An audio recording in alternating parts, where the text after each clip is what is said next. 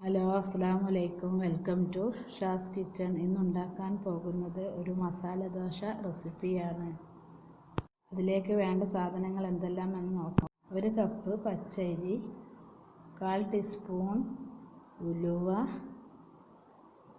1/4 cup ഉഴുന്ന്, 1/4 cup അവിൽ.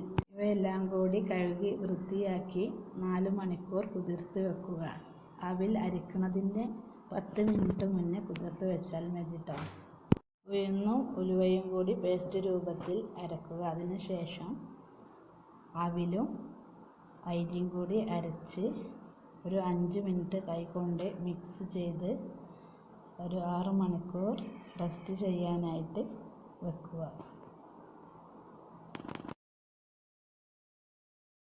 മാവൊന്ന് തുറന്നു നോക്കിയാലോ, നല്ല പൊങ്ങി വന്നിട്ടുണ്ട് ട്ടോ. പത്തിരി തവ അടുപ്പത്ത് വെച്ച് ഒന്ന് ചൂടായതിന് ശേഷം 2 കൈയിൽ മാവ് അതിലേക്ക് ഒഴിച്ച് കനം കുറച്ച് പരത്തിയെടുക്കുക.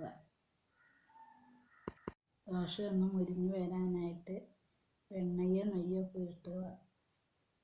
ദോശ റെഡി. ഇതിലേക്ക് വേണ്ട മസാല തയ്യാറാക്കിയാലോ. അതിന് വേണ്ട സാധനങ്ങൾ: 2 ഉരുളൻകിഴങ്ങ് തൊലി കളഞ്ഞത്, 1 പച്ചമുളക് ചെറുതായി അരിഞ്ഞത്, 6 വെളുത്തുള്ളി, ചെറിയ കഷ്ണം ഇഞ്ചി, വലിയ ഉള്ളി ചെറുതായി അരിഞ്ഞത്.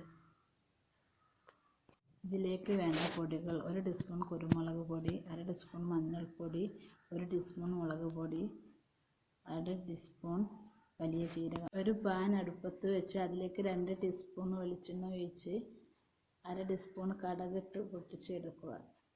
അതിലേക്ക് വലിയ ജീരകം ഇട്ട് കൊടുക്കുക. വെളുത്തുള്ളി ഇഞ്ചി ചതച്ചത് ചേർക്കുക. വലിയ ഉള്ളിയും ഉപ്പും കൂടി ചേർത്ത് വഴറ്റിയെടുക്കുക. ഒന്ന് വാടി വന്നതിന് ശേഷം പൊടികളെല്ലാം അതിലേക്ക് ചേർത്ത് മിക്സ് ചെയ്യുക. വേവിച്ച് വെച്ച ഉരുളൻകിഴങ്ങ് ചേർത്തതിന് ശേഷം നന്നായി ഉടച്ച് അതിലേക്ക് കറിവേപ്പിലയും ചപ്പും ചേർത്ത് നല്ല മിക്സ് ചെയ്താൽ മസാല റെഡി.